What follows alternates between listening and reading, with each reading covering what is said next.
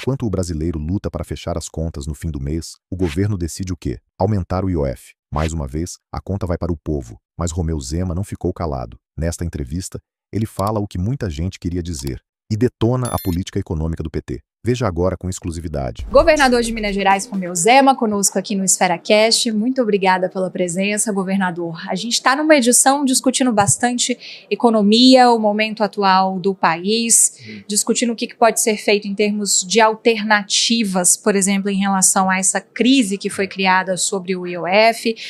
O mercado quer medidas estruturantes. O senhor acredita que elas virão? Isabel, pelo que eu conheço de PT, Lula, não. Eu assumi um estado que foi arruinado pelo PT e sei como eles são capazes de estragar. E eu só fui candidato ao governo de Minas por esse motivo e também porque em 2015 e 2016, quando eu ainda era empresário, eu tive de demitir, reduzir o quadro da empresa que eu presidia em mais de 2.500 colaboradores. Lembrando que em 2015 e 2016 o Brasil teve a maior recessão da história e o mundo todo, exceto o Brasil, crescia. E o Brasil só afundava por causa de quem? Por causa do PT. Então eu vejo que nós temos um partido que tem como único objetivo se manter no poder e não resolver os problemas do Brasil. Mais impostos, mais inflação. O resultado, o risco de uma nova recessão no Brasil, aumenta a cada medida desastrada. O PT parece empurrar o país de volta para o abismo econômico. Como é que o senhor vê sob essa ótica do retrato, inclusive, de pesquisas que demonstram uma desaprovação bem estabilizada do presidente Lula, mas que demonstram também que o eleitor não quer um Jair Bolsonaro até o final das urnas, até quando for possível, quer uma indicação de um sucessor de Jair Bolsonaro. O eleitor parece meio cansado da polarização, né, governador? O senhor encontra aí uma brecha, por exemplo, para ser um presidenciável? Isabel, eu sempre fui favorável à renovação em todo o setor. Tanto é que eu saí da presidência da empresa que eu administrava, eu quis sair, poderia ter continuado, né, porque eu estava com 53 anos, mas eu falei, não, minha missão aqui está cumprida. A empresa na minha gestão cresceu mais de 120 vezes e eu estou entregando uma empresa profissionalizada, com balanço auditado, estruturada. Fiz a minha missão. Agora parece que no Brasil nós temos gente que quer continuar no poder para sempre. Eu acho que nós temos de ir somar e treinar uma geração nova. Foi o que eu fiz na minha empresa e ela está lá funcionando, entende? Então acho que esse apego é muito ruim. Sou contra a reeleição, você entendeu? Acho que todas as eleições no Brasil devia ter um calendário único, a cada 5 anos uma eleição. Ano sim, ano não, o país para. Eleição municipal, depois eleição para governador, presidente, todo ano o Brasil para poder eleger políticos que não resolvem. Então precisamos mudar esse modelo, sim.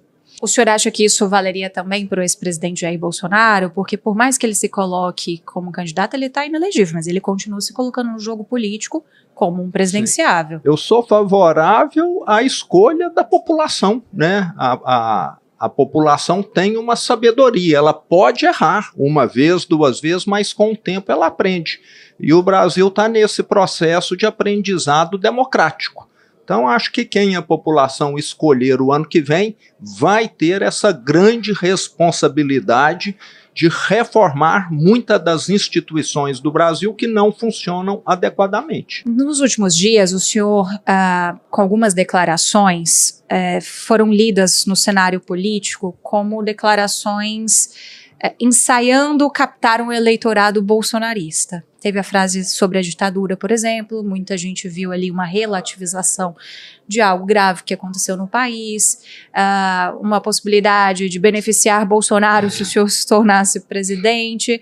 A gente já está aqui no passo seguinte, na, digamos assim, tréplica do senhor. Como que o senhor responde essas colocações que foram feitas? Bom, primeiro eu sou contra qualquer ditadura. E nós temos de lembrar que na ditadura do Brasil teve excesso de ambas as partes, né? Nós temos pessoas que receberam anistia, que mataram, que sequestraram, foram anistiados. Agora não estão querendo anistiar quem pichou um monumento. Tem de pagar? Tem, né? Mas se anistiou o assassino, o sequestrador, me parece que está um pouco diferente aí. Valorizo muito a democracia e acho que o problema hoje no Brasil, Isabel, é que em vez de olhar para frente, nós estamos olhando para trás. Nós estamos tendo um governo Lula-PT hoje que não olha para frente. Um governo revanchista. Parece que estão muito mais preocupados em perseguir seus adversários políticos do que em tornar o Brasil o país do futuro. Para quê? Para poder se manter no poder, como eu disse agora mesmo. Então eles têm um plano para o PT, para a esquerda, e não para o Brasil. E com relação a isso eu sou totalmente contrário. Estarei o ano que vem fazendo de tudo para que o PT, a esquerda, saia do governo federal.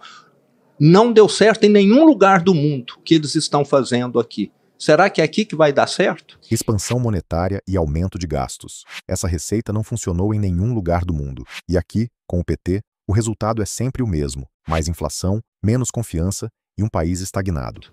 Em que papel o senhor pretende fazer isso? Quais são as opções que o senhor se coloca uma vez que já foi reeleito? O que eu disse aqui, o que eu quero é tirar o PT de Brasília. Eu estarei nesse movimento para tirar o PT de Brasília. O senhor vislumbra, governador, um cenário lá na frente de possibilidade para governadores se disputarem as eleições? Vamos supor assim, a gente chega num cenário polarizado que a gente tem hoje. Um candidato de Lula ou o próprio Lula, um candidato de Bolsonaro, um familiar, e esse monte de governador, e eu sei que vocês conversam e têm intenção de se afunilar em algum momento. Como é que vocês vão viabilizar a candidatura de um hoje chefe do executivo local? Não sei se eu entendi bem, você está falando também tipo da minha sucessão em Minas Gerais. É como se eu pergunto assim, lá atrás a gente teve terceira via em 2022. É possível uma terceira via agora em 26 e um governador de direita pode ser essa terceira via? Isabel, eu vejo que sim. O cenário hoje para o ano que vem, o que é? É ter um candidato da esquerda e termos alguns candidatos da direita. O ideal é que fosse só um, mas eu vejo muito difícil você unir partidos que têm interesses distintos, você unir candidatos que têm interesses pessoais. Então, o que eu visualizo para 2026 são alguns candidatos da direita, não sei quantos, que vão caminhar separadamente no primeiro turno, mas que no segundo turno estarão unidos em torno daquele nome que conseguiu chegar lá. O senhor, por exemplo, vislumbra uma possibilidade para o Senado? Já me disseram que o senhor não é muito do legislativo. Eu sempre fui executivo a minha vida inteira. Eu peguei uma empresa, multipliquei o tamanho dela por mais de 120 durante a minha gestão. Fiquei 30 anos à frente de uma empresa. Ela saiu de 30 funcionários para mais de 5.000 funcionários. Eu gosto muito de fazer, mais do que de debater e estar falando. Debato e falo quando necessário, mas o meu negócio é estar no chão de fábrica, é onde eu sempre estou. Já fui, nessa minha gestão em Minas, a mais de 415 cidades diferentes. Toda semana eu estou em campo, conversando com produtor rural, com prefeito, com vereador, para ver como que está a vida real. E acho que no parlamento o perfil é um pouco diferente. Eu acho que tem gente melhor para ir para o parlamento do que eu. Governador, muito obrigada. A gente vai chegar naquele momento final de 5 perguntas em 1 minutinho. Bora lá. Uma característica sua que te fez chegar onde está hoje? Determinado. Uma coisa que o senhor faria de diferente na sua carreira? Teria entrado na política antes. Se o senhor fosse presidente e tivesse todo o poder nas mãos, qual a primeira lei que sancionaria amanhã?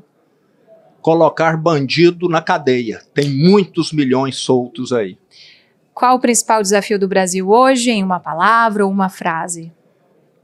O Brasil está gastando muito mais do que poderia. Tem esse desafio e tem a segurança pública. Eu colocaria os dois como tão importantes quanto um ou o outro. Quem é a figura brasileira que mais te inspira? Tá difícil. Essa é difícil. Tem muita gente que cita um certo mineiro por aqui. É o Juscelino, né? Se é quem já passou, diria que o Juscelino. Tem uma admiração muito grande por ele, né? Ele assumiu um Brasil e entregou outro Brasil. Muito obrigada, governador. Zema foi claro. Aumento de impostos e gastos só levam o Brasil para o caminho errado. Já vimos isso antes, e o risco de nova recessão é real. Se você também acredita que o país precisa de um novo rumo, compartilhe este vídeo e se inscreva no canal. Vamos juntos por um Brasil mais forte em 2026.